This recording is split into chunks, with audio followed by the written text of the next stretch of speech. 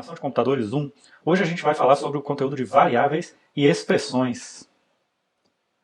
Bom, a gente vai tratar hoje do conceito de variáveis, né? Como fazer a atribuição de valores às variáveis, falar um pouquinho sobre os nomes de variáveis, como atribuir nomes às variáveis, tipos envolvidos com os valores, né? Os tipos de valores que podem ser atribuídos às variáveis, falar um pouquinho sobre operações aritméticas, precedência e associatividade dessas operações, falar um pouquinho sobre funções elementares já disponibilizadas pelo Python, né, na biblioteca padrão do Python, e alguns valores constantes também já disponibilizados em biblioteca Python. Bom, primeiro, falar sobre o que é, qual é o conceito de uma variável. Bom, uma variável, basicamente, ela vai ser utilizada, é uma ferramenta que a linguagem de programação nos fornece para que a gente possa manipular o armazenamento de dados na memória. Porque um programa, muitas vezes, na maioria das vezes, os programas precisarão manipular informações, precisarão manipular dados, precisarão estar armazenados em algum lugar.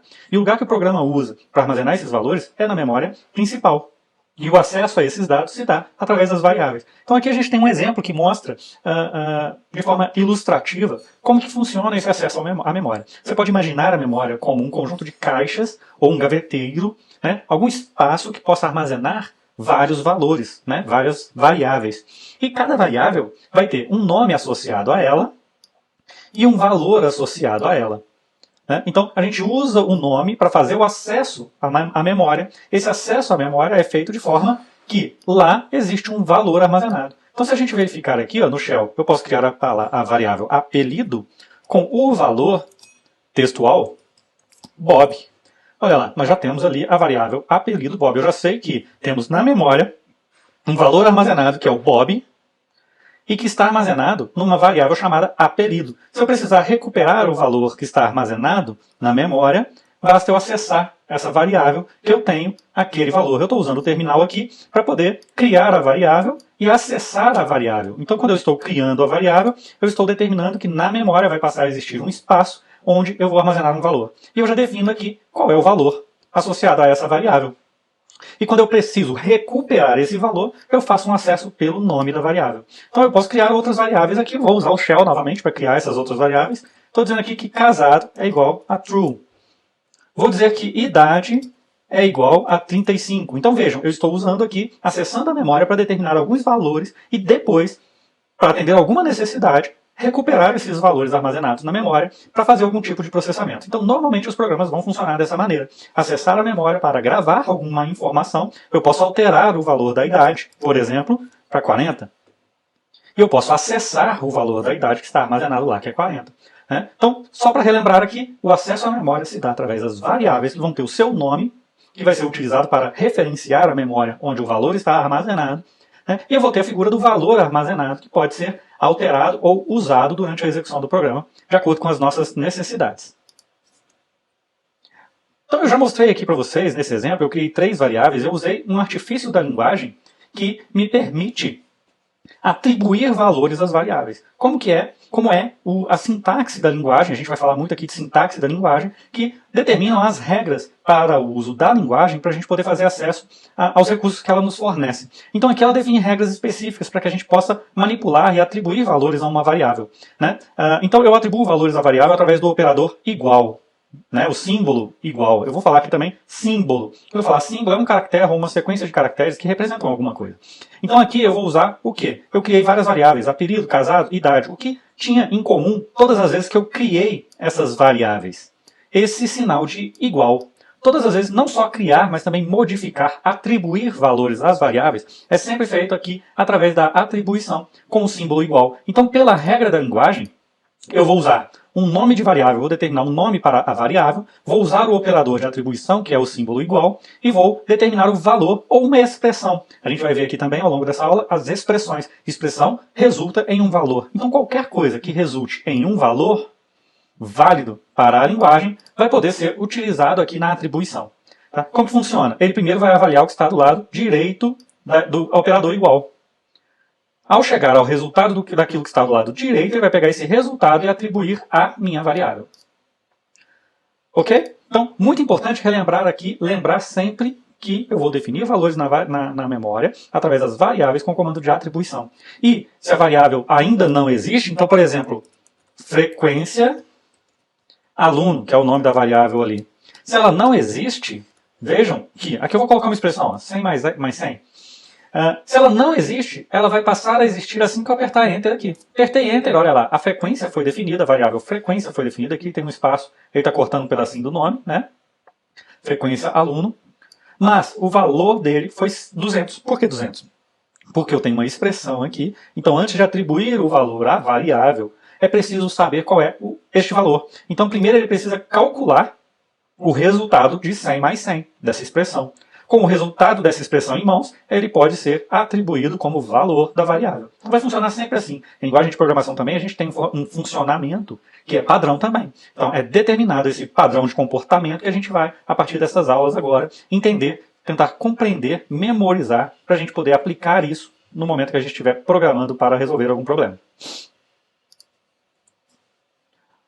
Bom, existem regras, como eu já disse, na linguagem de programação.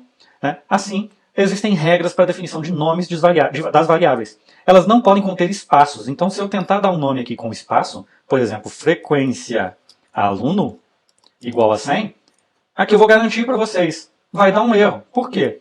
O nome de uma variável não pode conter espaços.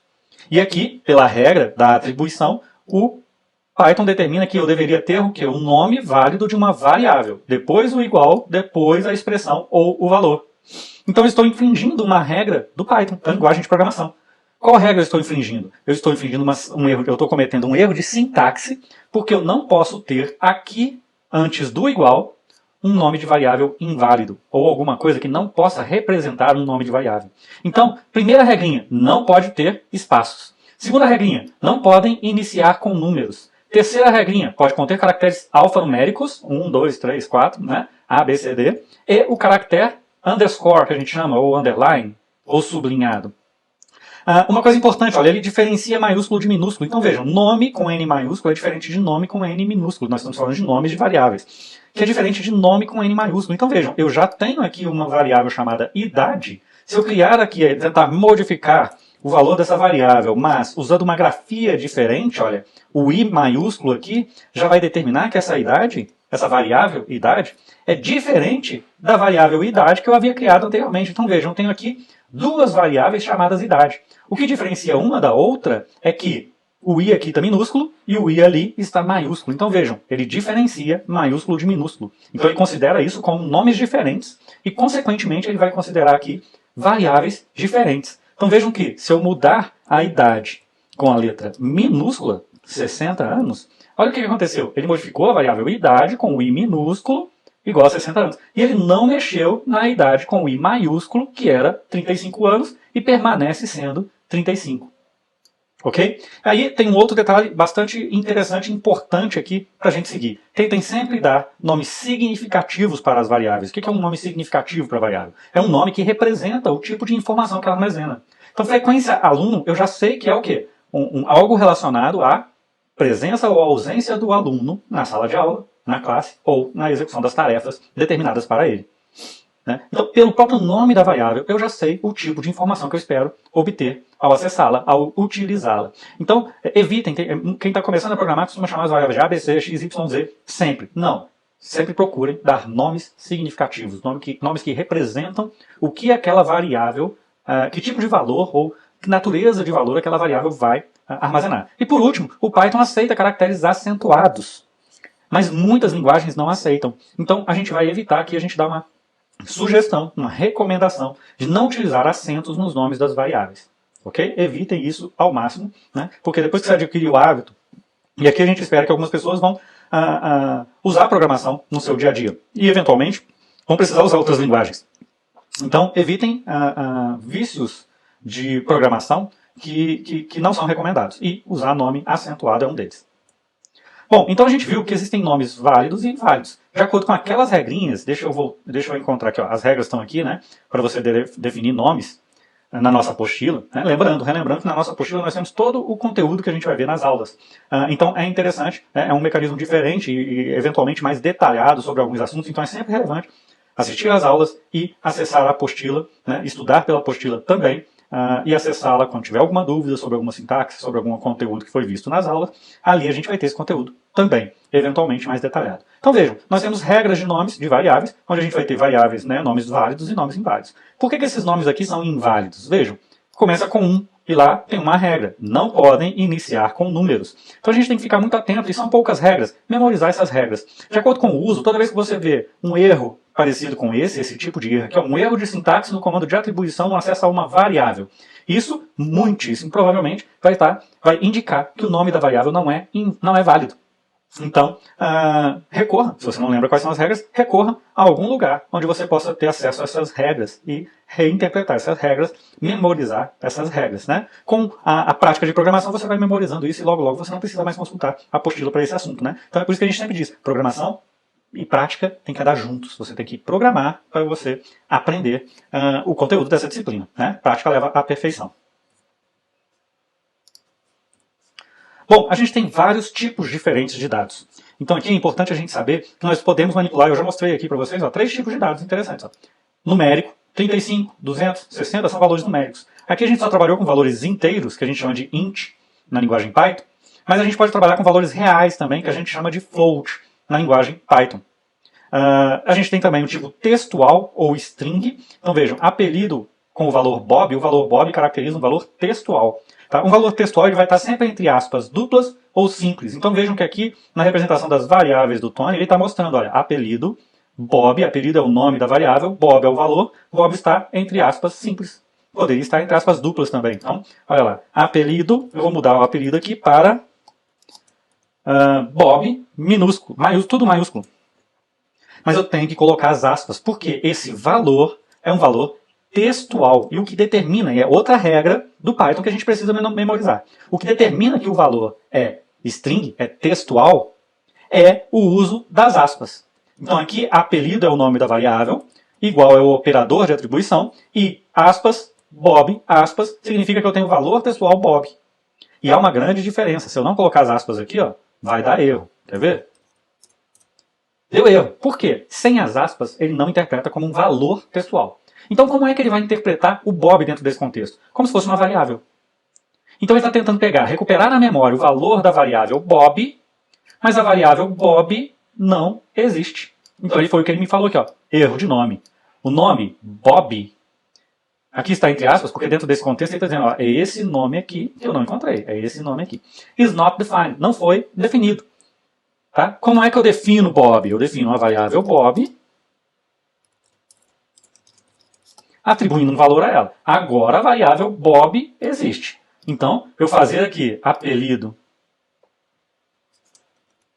igual a Bob, vai funcionar. Olha, eu apertando setinha aqui, ele volta para os comandos anteriores que eu dei. Então, olha só, se eu fizer isso aqui agora, vai funcionar. Mas vai funcionar não porque isso aqui é um valor textual válido, mas porque isso aqui é uma variável existente, e uma vez que essa variável existe, ela tem um valor atribuído a ela. Então, o que o Tony vai fazer aqui, o terminal do Tony vai fazer, é ir à memória, buscar o valor da variável Bob e atribuir a ela este valor à variável apelido. Então vejam, apelido mudou. Apelido agora é Bob.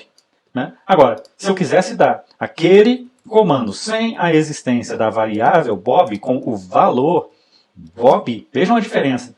Bob aqui tem o valor Bob com B maiúsculo apenas. Quando eu fiz esse comando aqui de atribuição, ele fez o quê? Ele pegou o valor da variável Bob. Então, apelido ficou com Bob na mesma grafia da variável Bob. Está um pouco confuso Bob, mas olhando aqui o nosso vídeo, você vai entender. Né? Então vejam, agora o resultado vai ser outro, é diferente. Agora, apelido passou a ter o texto Bob. Muita gente tem dificuldade em lidar com texto por causa disso. Tá? Erra demais na utilização das aspas, ou, na verdade, no esquecimento das aspas. Você não pode esquecer das aspas quando você estiver tratando um valor textual. E isso é um erro muito comum na programação, que a gente tem que ficar atento o tempo todo. Beleza? Então vamos lá. A gente tem vários operadores aritméticos, né? Então aqui a gente tem uma lista de operadores aritméticos que a gente pode usar em expressões aritméticas. Né? Então eu tenho soma, o operador de adição é o mais. O operador de subtração é o sinalzinho, símbolo de menos. Multiplicação, isso aqui fiquem atentos, multiplicação é o símbolo de asterisco. Né? Então na linguagem de programação Python, a multiplicação ela é representada pelo símbolo asterisco. A divisão ela é representada pelo símbolo barra, a barrinha inclinada para a direita. Então vejam, Divisão tem um símbolo específico para se fazer a divisão. Potência. Aqui também, eu mesmo costumo cometer erros com potência, temos que ficar muito atentos a isso, porque na linguagem Python a potência ela é representada pelo símbolo asterisco, asterisco. Operador, asterisco, asterisco. E o resto da divisão pelo percentual. Algumas linguagens usam outro caractere, outro símbolo para representar a potência. E aí a gente que trabalha com várias linguagens acaba às vezes se confundindo. Né? Então fiquem atentos a isso, porque são situações em que a gente pode acarretar em erro, e às vezes erro de valor, erro de uma expressão lógica que vai ter, a expressão aritmética vai resultar em um valor errado. Né? Por a gente ter usado um operador que é válido, mas não faz o que a gente quer. Então o operador de potência, fiquem atentos, é asterisco, asterisco. Aqui a gente tem alguns exemplos, né, de atribuições de variáveis, né, com valores, e um outro exemplo aqui em que a gente tem as expressões. Então eu vou trabalhar com esses exemplos aqui das expressões agora, depurando e fazendo o step over. O pular, eu vou usar o F6 aqui, porque a minha intenção é mostrar para vocês, na verdade em alguns pontos eu vou entrar na expressão, já para adiantar algumas questões. Então olha lá, se eu usar o F6, ele criou uma variável chamada A com valor 3. Aqui é um exemplo, tá pessoal, para a gente manipular esses operadores aritméticos, então não estou preocupado com os nomes representativos, significativos das variáveis. ABC para mim aqui vai ser só variáveis auxiliares para que a gente possa observar o resultado das operações. Então observem aqui, olha a atribuição como que ela acontece. Ele vai entrar, vai pegar o valor e vai fazer a atribuição. Terminou de executar a linha 2 aqui, com B igual a 6. Agora, vejam aquilo que eu falei para vocês anteriormente. Ele vai, sempre vai ter esse comportamento. O computador vai avaliar a expressão que está do lado direito do igual. Ao obter o resultado dessa expressão, ele conclui fazendo a atribuição. Então veja, aqui ele vai pegar o valor de A é uma variável aqui. E ele vai lá na memória pegar esse valor. Foi lá, pegou o valor de B. Vai fazer a soma e vai atribuir a C. C igual a 9. E agora ele vai imprimir C no terminal, que é 9. Então vejam, toda vez que ele encontra esse padrão, ele interpreta como sendo uma variável. Ou alguns outros recursos, por exemplo aqui. Ele encontrou um padrão que poderia ser, segue as regras de nome de variável. Mas aqui é uma função que ele definiu, que é o print, que a gente vai aprender na próxima aula. Então vejam aqui, agora ele vai fazer a subtração. O comportamento é exatamente o mesmo. Mudou o operador, pode mudar os operandos, mas o comportamento, eu estou frisando isso aqui agora, porque é muito importante a gente entender o comportamento do programa, como é que ele vai ser executado. Toda vez que um comando de atribuição for executado, ele vai seguir esse padrão. Avaliar o que está à direita do igual, chegar a um resultado e atribuir a variável, ao nome da variável que está do lado esquerdo do igual. Então olha lá, é o que ele vai fazer. Só que agora ele vai aplicar o operador menos de subtração. Obteve o valor de C igual a 3 e vai imprimir esse resultado na tela. E aqui ele vai fazer as demais operações. Multiplicação, qual é o resultado da multiplicação? 3 vezes 6, 18. Qual é o resultado da divisão de 3 por 6? Meio. E qual é o resto da divisão de 3 por 6? Divisão de 3 por 6, resto da divisão vai ser 3. Então ele vai imprimir o 3 no terminal. Ok? Então vimos aqui os exemplos desses vários operadores aqui. E aí vem um conceito muito importante quando a gente está manipulando expressões, que é o conceito de precedência e associatividade. A precedência indica a ordem de avaliação das operações. Aqui vai respeitar as definições da álgebra aritmética, da matemática. Então a gente sabe que divisão e multiplicação tem precedência sobre soma e divisão. A gente sabe que potência tem precedência sobre as demais. Então, é isso que a gente vai usar, quando eu tiver uma expressão com vários operadores, várias operações, vai ter que respeitar a precedência das operações. Existe também o conceito de associatividade, que indica uma regra de avaliação das operações quando elas possuem a mesma precedência. Então lembram que um algoritmo ou um programa, ele não pode ter ambiguidade? Então, para evitar a ambiguidade, a gente sabe que se a gente não tiver regras bem definidas para determinar a ordem em que as coisas acontecem, eu posso ter uma situação em que gera uma certa ambiguidade e gera resultados diferentes. Então eu tenho regras muito bem definidas, estabelecidas, para determinar a ordem em que as expressões são avaliadas. Cada parte da expressão vai ser avaliada de acordo com a precedência e associatividade definidas pela linguagem. E, eventualmente, a gente tem necessidade de mudar a ordem. A gente tem necessidade de fazer uma soma antes de fazer uma divisão. A gente precisa ter argumentos para isso. Na matemática há disponibilidade de recurso para isso, que é através do uso de parênteses, colchetes, chaves.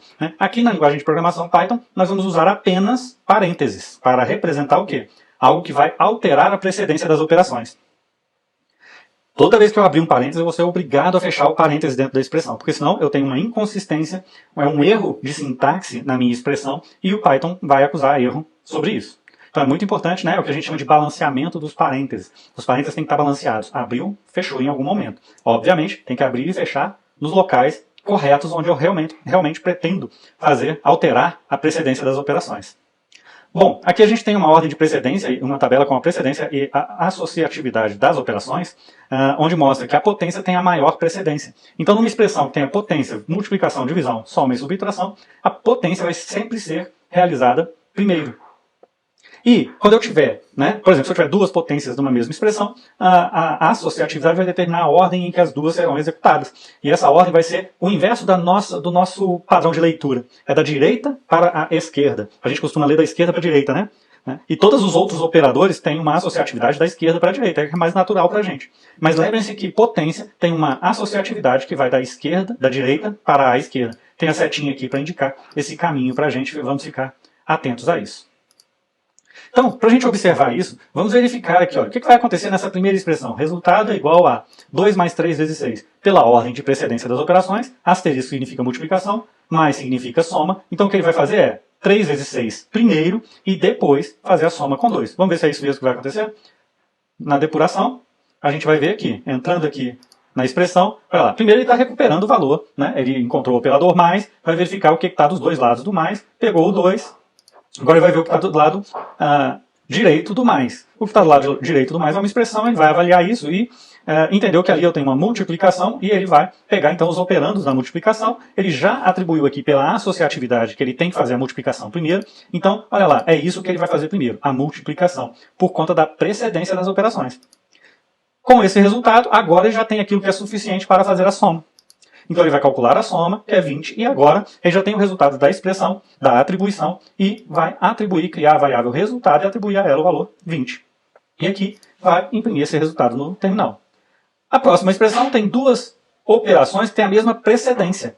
Soma e subtração têm a mesma precedência, então ele vai usar a associatividade para poder determinar a ordem de execução dessa expressão. Então vejam, pela associatividade é da esquerda para a direita, então ele vai fazer a subtração primeiro e a soma depois. Vejam que eu estou dizendo isso porque eu já conheço essa regra, eu já entendo essa regra de precedência e associatividade. Mas se você está na dúvida, use o depurador porque ele vai te mostrar exatamente a ordem de execução dessa expressão. Vejam, ele vai recuperar aqui, vai fazer primeiro 5 menos 4, olha lá, por conta da associatividade. Menos e mais tem a mesma precedência. Então ele fez a subtração e agora vai fazer a soma. Chegou ao resultado, vai imprimir o resultado no terminal. Agora vejam, aqui é diferente, porque a associatividade para a potência é da esquerda para a direita. Então, tendo em vista que eu conheço essa regra da associatividade, eu sei que ele vai fazer o quê? 4 elevado a 2 primeiro, para depois pegar o resultado disso e fazer 5 elevado ao resultado. Vamos ver se é isso mesmo que vai acontecer? Vai pegar os operandos, vai ver que ele tem que realizar primeiro 4 elevado ao quadrado, que é 16, e depois 5 elevado a 16, por conta da associatividade, que é da direita para a esquerda. Direita para a esquerda. Primeiro faz essa potência, depois faz esta potência. Aí vejam que, se eu quiser alterar a ordem, aqui nessa expressão, ele fez 5 menos 4 primeiro e o 4 mais 2 depois. Então, se eu quiser alterar essa ordem e fazer a soma primeiro, olha o que eu estou usando aqui. Parênteses. Vamos ver se ele vai realizar na ordem em que eu gostaria que ele realizasse. 5 menos 4 mais 2, olha a ordem que ele está executando as operações. Primeiro, a soma. Porque a soma está entre parênteses. Então, parêntese tem prioridade sobre as outras operações. Então, fez primeiro parêntese e depois a subtração, o resultado foi... Aí vejam que interessante. Se eu mudo a ordem, o resultado é diferente. O resultado aqui foi, o segundo print que ele deu foi 3, e o resultado aqui, o terceiro print que ele deu, o quarto print que ele deu, foi menos 1. Então, olha só, a ordem em que eu realizo as operações pode resultar em resultados diferentes, podem gerar resultados diferentes. Então, a ordem é muitíssimo importante, A ordem da execução das tarefas é muito importante para o resultado, para determinar o resultado que vai ser obtido. Então, é importante observar isso e é importante entender, conhecer, saber qual é a regra de funcionamento do Python para as expressões. Se você não souber isso, você não vai saber quando, nem onde, nem como aplicar os parênteses para realizar as operações na ordem que você precisa executar, né, para gerar o resultado correto. Então vejam, se o resultado correto para essa expressão fosse primeiro elevar 5 a 4 e depois elevar o resultado disso a 2, eu não teria esse resultado aqui, né? Que originou esse número gigante aqui, né? Então, agora com os parênteses, essa ordem de execução vai ser outra. Olha a depuração aqui que legal, vai me mostrar a ordem em que as operações serão executadas. E aí, 5 elevado a 4 é 625. 625 elevado ao quadrado é 390.625. Aí vejam, o resultado é diferente. Então aqui a ordem dos fatores alteram o produto, né? Então temos que prestar muita atenção a isso, porque é outra fonte de erro. Muita gente erra o resultado do programa por às vezes não saber reconhecer que ele tem que usar parênteses em algumas situações para alterar a precedência das operações. Então é um ponto aqui muito importante para o nosso tópico de programação, beleza? Vamos lá. O Python também fornece um conjunto de funções elementares. Né? Aqui a gente viu uma função, que é uma função print, que a gente vai detalhar mais para frente, que ela imprime alguma coisa no shell, no terminal. Né? Então, além da função print que a gente viu aqui agora, a gente vai ter outras funções matemáticas. Porém, para usar essas funções matemáticas, a gente vai precisar importar uma biblioteca que não está embutida por padrão no programa. O programa ele traz já uma série de recursos já pré-definidos que eu posso usar. Então a função print já está pré-definida, eu posso utilizar no meu programa sem nada a mais. Né? Posso iniciar o meu programa e chamar a função print aqui. Eu posso iniciar o meu programa e usar os operadores de soma, multiplicação, subtração, potência. Né? Porém, para usar essas funções elementares da matemática, eu preciso importar a biblioteca math. Então, primeira coisa, quando eu tiver que usar funções elementares, eu vou importar, né, desde que essas funções estejam na biblioteca math, eu sou obrigado a importar a biblioteca math. E aí tem várias funções, né? Por exemplo, valor absoluto, que a gente conhece como módulo lá na aritmética. Né? O valor absoluto ele é representado pela função que se chama ABS. Como que eu uso essa função? Eu dou o nome da função, ABS, abro parêntese e coloco o valor que eu quero calcular, o valor absoluto. Obter o valor absoluto e fecho parêntese. Então aqui no print, o padrão é o mesmo. Print é o nome da função, abro parêntese, coloco o que eu quero imprimir no terminal, fecho parêntese. Então vejam que o parêntese aqui, isso é muito importante também observar, que o parêntese ele pode ter diferentes significados dentro do programa. E é importante a gente conhecer essa regra. Né? Quando eu estou usando uma função, abrindo e fechando parêntese, para passar ali alguns valores que a função precisa manipular, o parêntese funciona como um delimitador. Ele vai determinar o que a função vai usar, né? E vai separar o nome do que a função precisa receber para executar. E quando eu estou usando esse parênteses aqui dentro de uma expressão matemática, ele vai alterar a precedência das operações.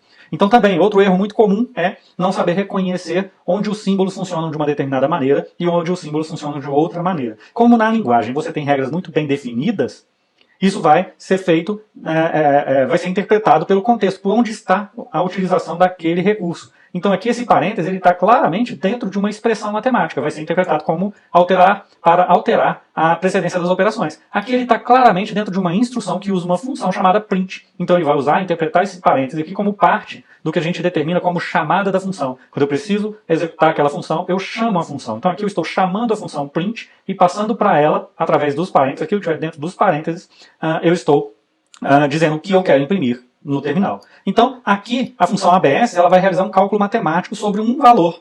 Então, eu uso o nome da função ABS, uso os parênteses, e dentro dos parênteses eu coloco o valor que eu quero, o valor absoluto. E assim vai funcionar para as outras funções. Tudo aqui é função. Né? Então, para a raiz quadrada, aqui tem uma questão interessante. Ó. O ABS ele não está na biblioteca math. É a única função que a gente vai ver aqui que não está na biblioteca math. Então, eu simplesmente uso ABF e não preciso do ABS e não preciso do importar math. ABS de menos 2 vai funcionar. Agora, se eu tentar usar aqui SQRT de 9, vai dar erro. Por quê? Porque eu não importei a biblioteca math. Então, depois de importar a biblioteca math, eu consigo... aqui eu tenho que referenciar. Eu importei, a biblioteca math já existe. Só que eu tenho que dizer que o SQRT está na biblioteca math. Aí ele reconhece. Então, vejam que o uso é math.sqrt9. Porque eu preciso dizer que essa função está dentro da biblioteca math. Qual é a sintaxe aqui? Biblioteca, ponto, nome da função, parêntese, os argumentos que ela precisa receber. O SQRT é a raiz quadrada, recebe um único argumento, que é o valor que vai ter a raiz quadrada extraída. Então o resultado dessa função é o valor 3, que é a raiz quadrada de 9. Posso passar quaisquer valores. Math.sqrt, se eu quero a raiz quadrada de 25, eu posso passar, né? Math.sqrt é 25. Olha só, se eu quero o math do resultado, se eu quero a raiz quadrada da variável resultado, que o valor é 20 nesse momento, math.sqrt, resultado, né? Qual é o valor de resultado? 20. Então isso aqui é a raiz quadrada de 20. Se eu fizer math SQRT de 20 vai dar o mesmo valor, tem que dar o mesmo valor. Né? Por quê? Aqui ele está indo à memória recuperar o valor da variável resultado para usar o valor da variável resultado na função SQRT. E aí a gente tem uma série de outras funções. Né? Funções trigonométricas, cosseno é a função cos, tangente é a função tan, seno é a função sin. Então, é importante, a gente depois, ao longo dos exercícios, a gente vai usando essas funções, mas é importante você, né, lá no nosso material didático também, vai ter uma paginazinha, uma tabela com todas essas funções. Né? Tem uma tabelinha com as operações, tem uma tabelinha com os operadores, vários exemplos, tá vendo? E aqui nós temos uma tabelinha com várias funções também. Né? Todas elas estão nesse slide, mas vejam, tem a tangente, que é tan, math.tan. E não esquecer do import math. Né? Math.seno é o sin. O seno é a função sin. Aí veja um detalhe interessante aqui, o seno de 3.1415,9. O que é 3.1415,9? Pi. Então o seno de pi é quanto? Opa, é 0. Mas por que não deu 0 aqui, Reinaldo? Vamos ver aqui, ó. Por que ele não deu 0? Vamos ver no próximo slide aqui. Né? Eu vou explicar isso num outro contexto, mas é a mesma situação. Tá? Só para sincronizar aqui com o meu programinha. Olha só, várias outras funções. Função para pegar a parte inteira de um valor real. Aí tem um detalhe, tá, pessoal, que eu não falei ainda. O valor real, 5,2, é 5,2. O que separa a parte inteira da parte fracionada de um número real é o ponto.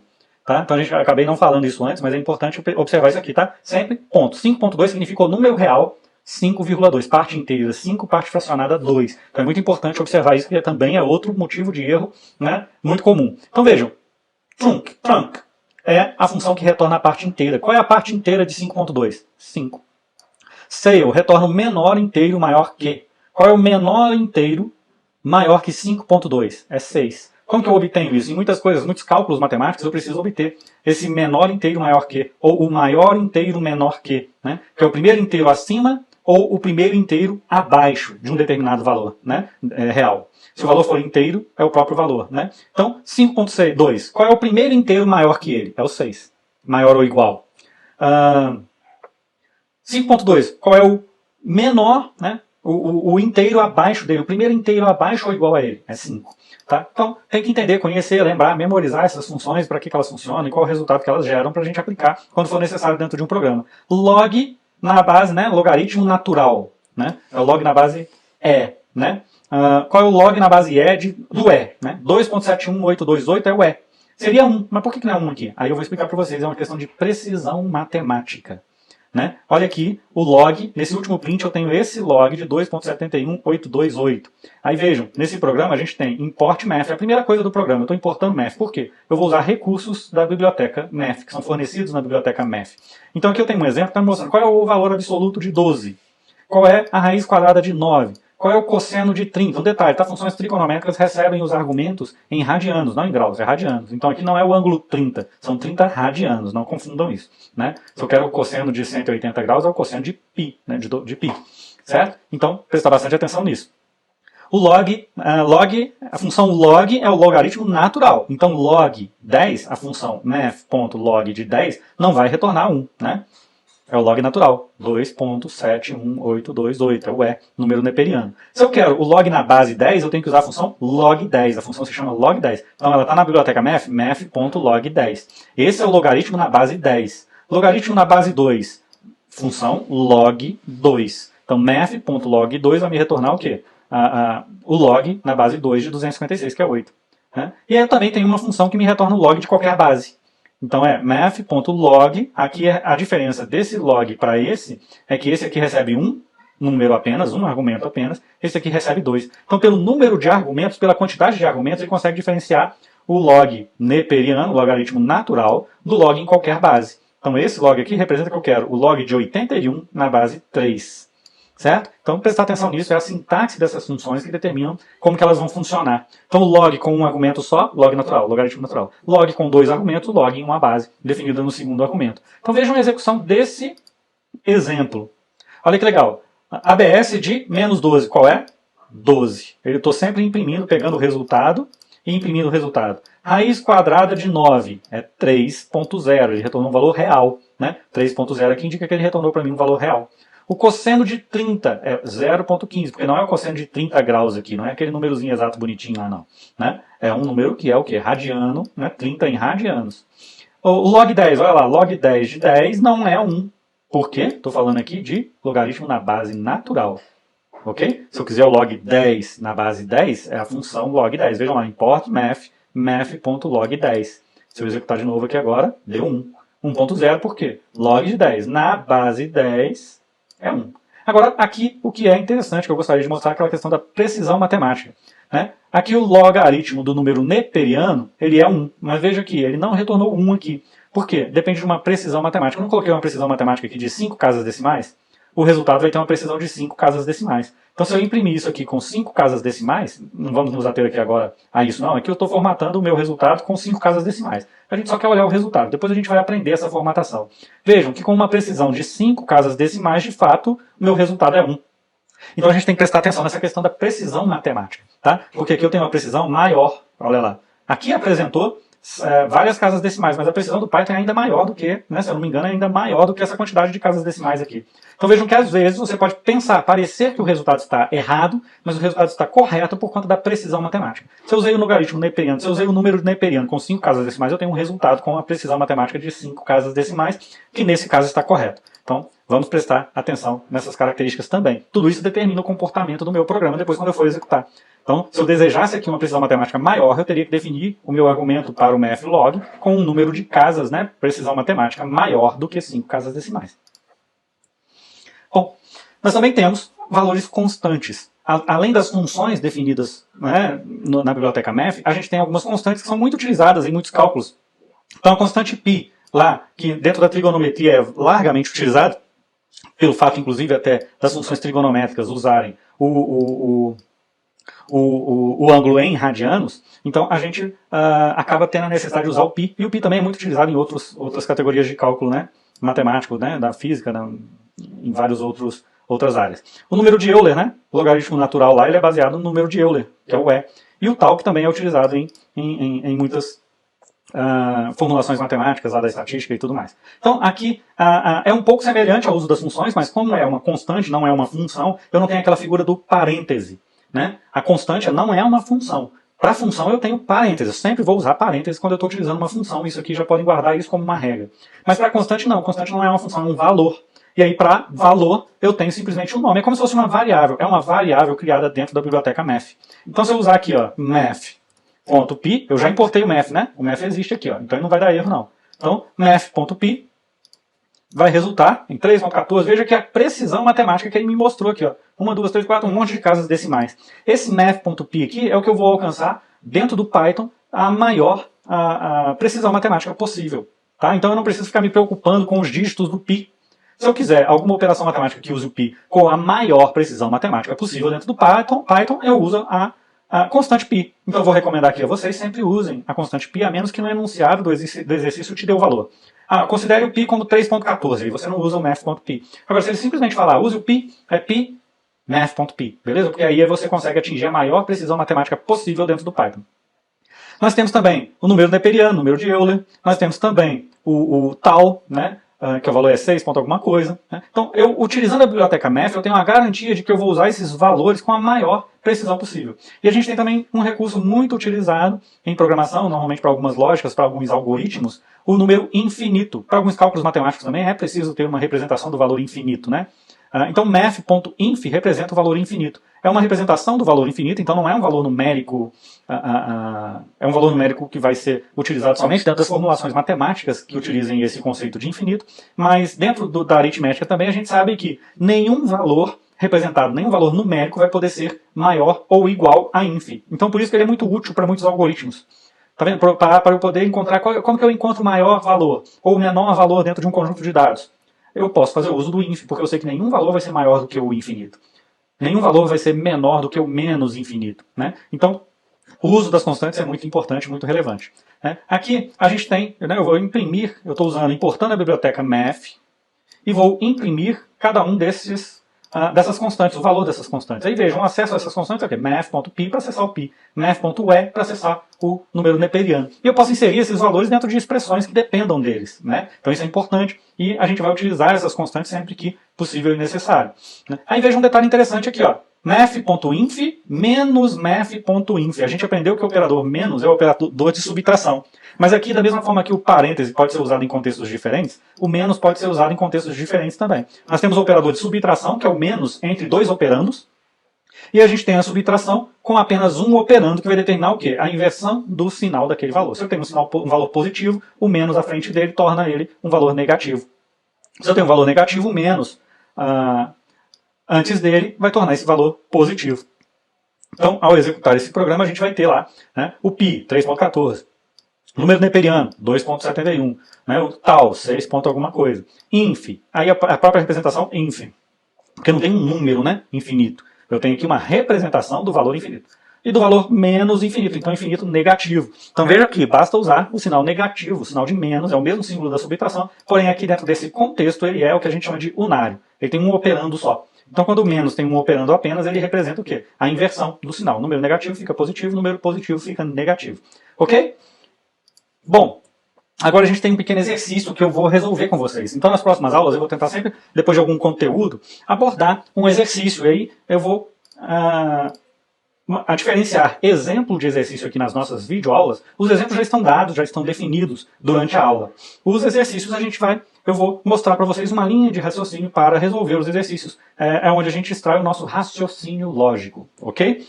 Todo exercício de programação, a gente vai partir de algumas premissas que são enunciadas pelo exercício e a partir delas a gente vai estruturar o nosso algoritmo e implementar o nosso programa. Então vejam aqui, qual é o objetivo desse programa? Calcular o período do pêndulo através da equação t, aproximadamente, 2 vezes π vezes a raiz quadrada de L dividido por G.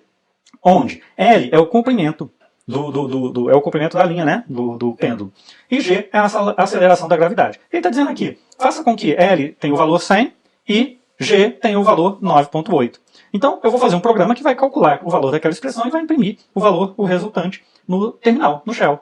Então, vejam que eu tenho que calcular o valor de t com base nessa expressão matemática. Essa expressão matemática depende de π. Então, eu já sei que eu vou usar a biblioteca math. Então, eu já vou colocar no meu programa a biblioteca math, import math. Em seguida, eu vou realizar os cálculos, né? Então, eu quero simplesmente calcular aquele resultado. Eu poderia fazer isso aqui, ó, print, que vai imprimir na tela, é uma funçãozinha que vai imprimir o resultado da expressão na tela, 2 vezes. Agora eu tenho que respeitar a linguagem de programação. A multiplicação é dada pelo asterisco. Então, se eu quero multiplicar dois valores, 2 vezes math.pi. Eu quero multiplicar por π. Então, aqui eu tenho 2 vezes π. Ah, professor, aqui na expressão não tem vezes, né? Eu poderia fazer isso aqui? Não. Por quê? A linguagem ela é rígida, não pode ter ambiguidade. Se eu fizer isso aqui, ela não vai saber que tem um operador aqui, que ela tem que fazer um operador. Ela vai interpretar isso aqui como uma outra coisa. Vai tentar interpretar isso aqui como 2math. Ah, é o nome de uma variável, é o nome de uma função, é o nome de uma biblioteca. Mas nome não pode começar com um número, vai dar um erro, né? Então, em expressões matemáticas, eu nunca posso omitir, suprimir o operador matemático. Eu não posso suprimir nenhum componente que determine o que a expressão faz.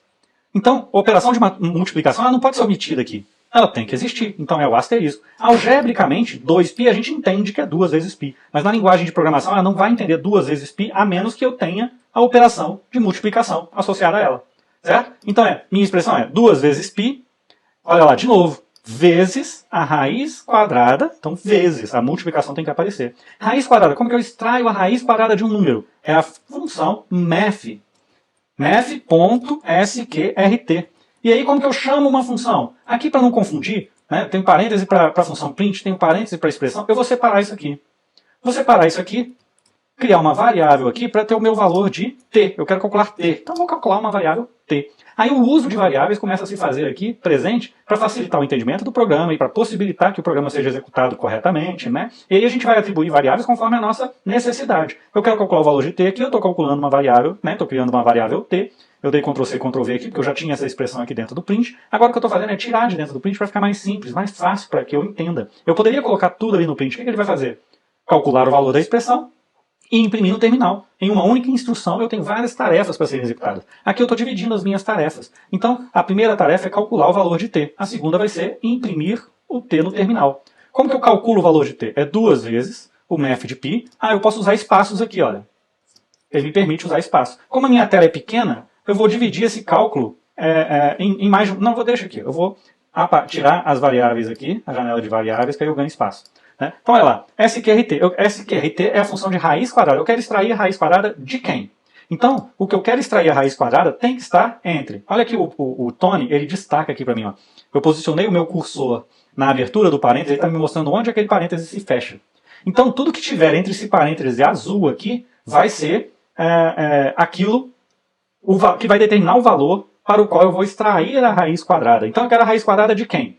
L dividido por G. Então L dividido por G deverão estar dentro desse parêntese azul aqui, que está destacado em azul. Então é L dividido por G. Estou usando variáveis, eu não tenho limite aqui de uso de variáveis. Então eu estou criando a variável t para imprimir na tela. Mas eu posso criar também as variáveis L e G para determinar o que eu quero calcular. Então no enunciado diz, olha, faça L igual a 100. Tá aqui, ó, faça L igual a 100. Então eu posso criar uma variável L com valor 100. Assim como eu poderia também colocar aqui, ó, 100. Está no lugar do L. Eu só preciso do 100 ali, eu posso colocar direto o 100. Mas vamos adquirir o hábito de criar variáveis, porque as variáveis são um recurso muito importante dentro da programação, para inclusive até simplificar e tornar o nosso programa mais legível. Fica mais fácil entender o meu programa. Então L é 100, G é igual a 9,8. Aqui muita gente erra. 9,8 lá na álgebra, eu entendo. Né? Aqui dentro desse contexto, eu sei que é um número real. 9,8. 9 parte inteira, 8 parte fracionada. Mas lá no Python, isso é representado única e exclusivamente pelo 9,8. 9,8 representa outra coisa. Não representa o número real 9,8. Representa outra coisa. Um dia a gente pode vir a aprender isso. Mas não é o momento. Agora a gente está manipulando números reais. O número real 9,8 é representado na linguagem Python como 9,8. Então eu vou usar sempre o ponto aqui. É uma coisa onde muita gente erra toda hora. Então, muita atenção nisso, pessoal. É número real? 9,8, ok? Então aqui eu estou criando uma variável que vai ter o valor 100, uma variável que vai ter o valor 9,8, estou chamando cada uma delas, né, de L e G, respectivamente. Depois vou criar uma terceira variável que se chama T, que é o valor, olha lá, eu estou usando nomes de variáveis que representam aquilo que eu quero usar. Eu quero calcular T, minha variável se chama T. Eu vou usar o valor de L, minha variável se chama L. Eu vou usar o valor de G, minha variável se chama G. Eu estou dando nomes significativos para as minhas variáveis. Então vejam que esse exercício 1 está implementado aqui. Vamos ver o resultado disso agora? Ao executar, o resultado é 20.0708. Eu sei que esse resultado está correto porque eu implementei a minha função aqui corretamente, né? Como o programa é simples, dá para a gente conferir olhando para o código. E realmente, essa expressão aqui, ó, ela está expressando o que eu quero resolver. 2 vezes π raiz quadrada de L e G. Vamos ver se ele realmente está fazendo tudo na ordem que eu gostaria que fizesse. Olha o depurador aqui funcionando. Né? Quando eu importei a biblioteca math. Deixa eu voltar com as variáveis aqui. Não, vou criar uma variável L com valor 100, uma variável G com valor 9,8. Né? Lá na janelinha de variáveis eu vou ter variável L, G e o math que eu importei está ali também. Está dizendo, olha, eu posso usar o math aqui dentro desse programa. Então, vamos ver agora como que ele vai calcular essa expressão. Ó. É 2 vezes π. Como eu tenho duas multiplicações aqui, ele pode realizar. Né? Está indo lá na biblioteca math e buscar o valor de π. Olha aqui o π com a maior precisão matemática que o Python me fornece. Né? Vai multiplicar o 2 por π. Veja, ele está usando a precedência das operações. Duas operações com a mesma precedência, associatividade aqui para multiplicação da esquerda para a direita. Esquerda para a direita. É o que ele fez. Fez a primeira multiplicação, agora vai fazer a segunda. Antes de fazer a segunda, ele precisa obter o segundo operando, que vai ser o resultado da função raiz quadrada. Aqui não está dando para ver a sequência porque ele limitou o tamanho da minha janela. Deixa eu ajustar aqui o tamanho da janela para ver se a gente vai conseguir enxergar.